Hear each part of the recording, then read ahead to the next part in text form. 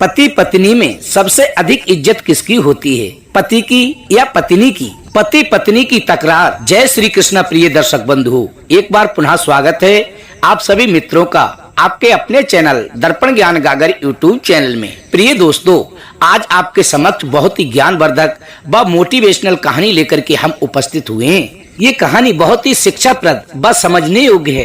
प्रिय दोस्तों, आज की इस वीडियो में हम बात करेंगे पति की वजह से स्त्री की इज्जत होती है या पत्नी की वजह से पति की इज्जत होती है। प्रिय दोस्तों, बहुत ही रोचक व ज्ञानवर्धक कहानी है, इसलिए आपसे निवेदन है हमारी इस कहानी का एक एक शब्द बड़े ही ध्यान से सुनने की आवश्यकता है और इस बात को भली भांति समझना कि ये कहानी हमको क्या प्रेरणा देकर जाती है। तो आइए प्रिय दोस्तों, हम कहानी प्रारंभ करते हैं। लेकिन प्रिय दोस्तों, कहानी शुरू करने से पहले आपसे मेरा निवेदन है कि यदि आपने अभी तक हमारे चैनल दर्पण ज्ञान गागर यूट्यूब चैनल को सब्सक्राइब नहीं किया है तो प्लीज आप अभी सब्सक्राइब कर लें, वीडियो को लाइक करें, अच्छे कमेंट करें और हो सके तो अपने सगे संबंधियों व मित्रों तक कहानी को शेयर अवश्य करें। प्रिय दोस्तों, तो आइए प्रिय मित्रों, देखते हैं प्रसंग की ओर। आप हमारी इस कहानी की समाप्ति तक अवश्य बने रहें। प्रिय दर्शकों, एक गाँव में एक सुखी परिवार रहता था। उस परिवार में पति पत्नी और उनकी एक पुत्री थी। जीवन अच्छी प्रकार गुजर रहा था। पति बाहर नौकरी करता था और पत्नी घर का कामकाज संभालती थी। इसी तरह वे दोनों खुशी खुशी अपना जीवन व्यतीत कर रहे थे। एक दिन की बात है प्रिय दोस्तों, वे दोनों पति पत्नी अपने घर की छत पर टहल रहे थे। संध्या का समय था। दोनों पति पत्नी में किसी बात को लेकर बहस छिड़ गई, यानी कि बहस इतनी बढ़ती चली गई कि दोनों में आपस में तकरार होने लगी, अर्थात उन दोनों में झगड़े की नौबत आ गई। लेकिन प्रिय दोस्तों, वो बात कौन सी थी जिसको लेकर उन दोनों में झगड़े की नौबत आ गई? तो प्रिय दोस्तों, वो बात ये थी कि पत्नी ने पति से कहा कि तुम्हारी इज्जत हमारी वजह से होती है। प्रिय दोस्तों, पत्नी की बात सुनने के बाद पति कहने लगा, ये बात बिल्कुल भी नहीं है भाग्यवान। तुम स्त्रियों की इज्जत हम पुरुषों की बदौलत होती है, अन्यथा तुम्हारा कोई अस्तित्व नहीं है। कहने का तात्पर्य है कि पत्नी कहती है कि पति की इज्जत पत्नी की वजह से होती है और पति कहता है कि पत्नी की इज्जत पति की वजह से होती है। इसी बात को लेकर के उन दोनों में विवाद होने लगा। काफी देर तक गर्मा गर्मी होती रही। इसके बाद पति ने पत्नी से कहा, ठीक है, हम तुम्हारी बात को ऐसे नहीं मानेंगे कि पति की इज्जत पत्नी की वजह से होती है। तुमको इस बात को सिद्ध करके दिखाना होगा कि पत्नी की वजह से पति की इज्जत कैसे होती है। तो पत्नी ने कहा कि ठीक है, समय आने पर मैं आपको इसका प्रमाण दे दूंगी कि मेरी वजह से तुम्हारी इज्जत कैसे होती है। अब प्रिय दोस्तों, उन दोनों का आपस का झगड़ा शांत हो जाता है और पति उस दिन का इंतजार करने लगा कि हम भी तो जाने पत्नी की वजह से पति की इज्जत कैसे होती है। प्रिय दोस्तों, इसी प्रकार समय व्यतीत होता गया और एक दिन की बात है जब पति अपनी ड्यूटी पर था। उसके कई दोस्त थे। उनमें से एक दोस्त ने कहा, कल हम तुम्हारे घर आएंगे और कल हम तुम्हारे घर पर खाना खाएंगे। सुना है कि आपकी पत्नी बहुत अच्छा भोजन बनाती है। कल देखते हैं तुम्हारी पत्नी कितना सुंदर और स्वादिष्ट खाना बनाती है। प्रिय दोस्तों, तभी वह पुरुष कहने लगा कि ठीक है, कल तुम मेरे घर पर आना और कल तुम सबका भोजन मेरे घर पर होगा। फिर तुम देखना कि मेरी पत्नी कितना स्वादिष्ट भोजन बनाती है। अब उस पुरुष के सभी दोस्त तैयार हो गए और अगले दिन का इंतजार करने लगे। इधर प्रिय मित्रों, जब वह पति शाम को अपने घर पहुंचता है और इसके बारे में अपनी पत्नी को बताता है और कहता है कि हे भगवान, कल हमने अपने दोस्तों को दावत दी है और खिचड़ी की दावत दी है। तुम कल उन्हें बहुत ही सुंदर और स्वादिष्ट खिचड़ी बनाकर खिलाना, क्योंकि काफी समय बाद मेरे दोस्त घर पर आ रहे हैं, इसलिए मेरी इज्जत का सवाल है। पत्नी ने कहा, ठीक है, आप चिंता ना करें। अब वे दोनों पति पत्नी सो जाते हैं।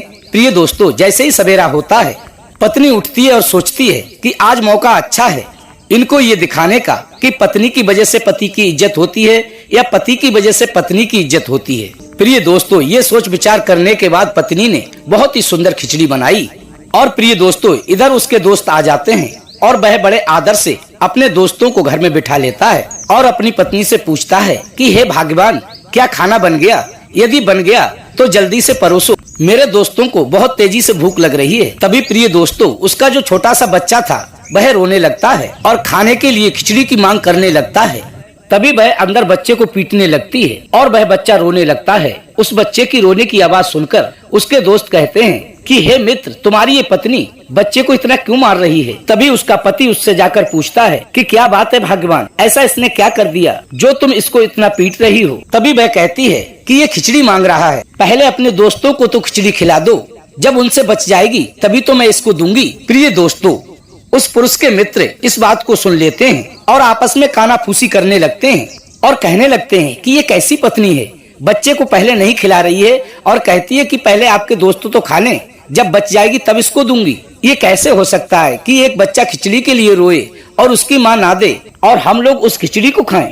प्रिय मित्रों, इस बात को सोच करके उन सभी दोस्तों को बहुत ही शर्म लगती है और वे सभी अपने दोस्त को बिना बताए अपने घर चले जाते हैं। अपनी पत्नी के इस व्यवहार को देखकर उसके पति को बहुत ही बुरा लगता है और इस बात को लेकर उसे अपनी बहुत ही बड़ी बेइज्जती महसूस होती है।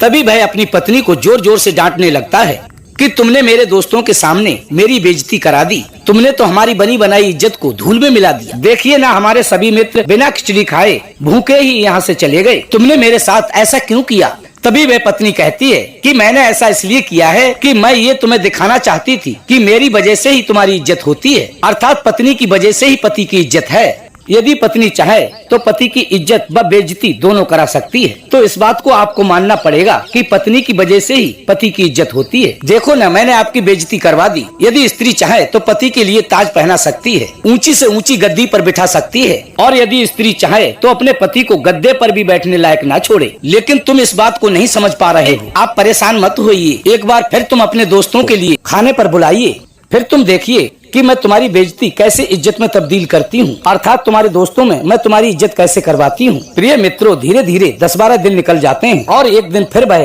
अपने सभी दोस्तों को दावत देता है और उस दिन के व्यवहार के लिए वह माफी मांगता है और कहता है कि कल हमारे घर पर तुम सभी का भोजन है, खिचड़ी खाने के लिए हमारे घर पर अवश्य ही आइएगा। उस दिन के लिए तुम भला बुरा मत मानो, उस दिन की गलती के लिए मैं क्षमा चाहता हूँ। प्रिय दोस्तों, उसके बार बार कहने पर उसके सभी खिचड़ी की दावत खाने के लिए तैयार हो जाते हैं और वह ऑफिस से शाम के लिए घर आता है और अपनी पत्नी बच्चे के साथ सो जाता है। और जैसे ही सवेरा होता है तो उसकी पत्नी उठकर स्नान आदि से निवृत्त होकर के बहुत ही सुंदर खिचड़ी बनाती है। और प्रिय दोस्तों, उस दिन समय अनुसार उसके दोस्त भी घर पर आ जाते हैं और अपने सभी दोस्तों को बड़े ही प्यार से वह घर में बिठाता है और अपने दोस्तों का बड़ा ही आदर सम्मान करता है। लेकिन प्रिय दोस्तों, उसी दिन की तरह वह बच्चा फिर से रोने लगता है। तभी वह अपनी पत्नी से कहता है कि हे भाग्यवान, आज फिर ये बच्चा रोने लगा, आज क्या बात है। तभी वह कहती है कि ये खिचड़ी के लिए रो रहा है। तभी उसका पति कहता है कि ठीक है, कोई बात नहीं, बच्चे को मेरे पास ले आओ और खिचड़ी भी थाली में लगाकर हमारे सभी दोस्तों को परोस दो। प्रिय दोस्तों, तभी उसकी पत्नी उस बच्चे को लाकर अपने पति को दे देती है और बड़े ही प्रेम से उसके दोस्तों को खिचड़ी की थालियां परोसती है। प्रिय मित्रों, जब उसके दोस्त उस खिचड़ी को देखते हैं तो उस खिचड़ी को देखकर अपने दांतों तले उंगलियां दबा लेते हैं, क्योंकि प्रिय दोस्तों वो खिचड़ी नहीं थी, वो मेवा मिष्ठानों से निर्मित बहुत ही स्वादिष्ट व्यंजन था। ये सब देखकर उसके सारे दोस्त बहुत ही अचंभे में पड़ जाते हैं और फिर उस व्यंजन को खाने लगते हैं और उस व्यंजन को खाने के बाद उनका मन प्रफुल्लित हो उठता है और उसके वे सभी मित्र उसकी व उसकी पत्नी की तारीफ करने लगते हैं कि वाह, क्या स्वादिष्ट भोजन था, हमने खिचड़ी तो बहुत खाई लेकिन इतनी स्वादिष्ट खिचड़ी आज पहली बार खाई है। और फिर अपने दोस्त को बार बार धन्यवाद देकर वहाँ से चले जाते हैं। अब उसका पति बहुत ही खुश होता है, क्योंकि प्रिय दोस्तों, उसकी जो उस दिन बेइज्जती हुई थी, उस बेइज्जती से भी अधिक उसकी पत्नी ने उसकी इज्जत बढ़ा दी थी, ऐसा उसको महसूस होने लगता है। फिर वह कहने लगता है कि हे भाग्यवान, तुम बिल्कुल सही कह रही थी कि पत्नी की वजह से ही पति की इज्जत होती है, अर्थात स्त्री की वजह से ही पुरुष की इज्जत होती है। आज मैं इस बात को अच्छी तरीके से समझ गया। तो प्रिय दोस्तों, इस कहानी से आप भी समझ गए होंगे कि स्त्री की वजह से ही पुरुष की इज्जत है। यदि नहीं समझे हैं तो एक बार फिर से मैं आपको समझाने की कोशिश करता हूँ। एक बार चावल बोला भूसी से कि तुम हमसे दूर रहा करो। भूसी बोली क्यों? तभी चावल बोला कि तुम जब हमसे चिपकी रहती हो तो मैं बड़ा खुरखुरा महसूस करता हूँ और जब तुम मुझसे दूर हट जाती हो तो मैं बड़ा ही चिकना हो जाता हूँ। तभी भूसी बोली, रहने दो जी, इस प्रकार की बातें तुम्हें शोभा नहीं देती। तुम ये क्यों नहीं कहते, जब तक मैं तुम्हारे ऊपर रहती हूँ तब तक तुम सलामत रहते हो और जैसे ही मैं तुमसे दूर होती हूँ तो तुम्हारा अस्तित्व ही समाप्त हो जाता है, अर्थात तुम्हारा कोई वजूद ही नहीं रहता है। तभी चावल बोला, वो कैसे? तभी भूसी कहने लगी कि देखो ना, जब तक मैं तुम्हारे ऊपर रहूंगी तब तुम्हें खेतों में बोया जाएगा तो तुम उगाओगे, अर्थात तुम एक पौधे के रूप में उग सकते हो, और जब मैं तुमसे दूर हट जाती हूँ तो तुम खेत में नहीं उग सकते। एक बात और, मेरे अलग हटते ही तुम कुकर में रख के पका दिए जाते हो और मैं किसी घूरे पे पड़ी होती हूँ, इसलिए तुमको ये बात नहीं कहनी चाहिए। हम दोनों का साथ साथ रहने में ही वजूद है। जब तक हम दोनों साथ साथ हैं तभी तक हम दोनों का वजूद है। यदि हम एक दूसरे से अलग हुए तो हमारा कोई भी अस्तित्व नहीं है, क्योंकि अलग होते ही तुम कुकर में रख के पका दिए जाओगे और मैं किसी भट्टे में झोंक दी जाऊंगी। तो प्रिय दोस्तों, मैं तो यही कहना चाहूंगा कि पति और पत्नी एक दूसरे के पूरक हैं, अर्थात गाड़ी के दो पहिए हैं। जब तक ये दोनों एक दूसरे के साथ हैं, तभी तक इन दोनों का अस्तित्व है, अन्यथा समाज में इन दोनों की अलग होने के बाद कोई भी इज्जत नहीं है। तो कैसी लगी प्रिय दर्शक बंधु हमारी आज की ये कहानी? यदि अच्छी लगी हो तो वीडियो को लाइक करें, चैनल को सब्सक्राइब करने और हो सके तो अपने सगे संबंधियों व मित्रों तक वीडियो को शेयर अवश्य कीजिएगा। फिर मिलेंगे इसी प्रकार की ज्ञानवर्धक चर्चा के साथ। इसी के साथ प्रिय दोस्तों, राधे राधे, जय श्री कृष्णा।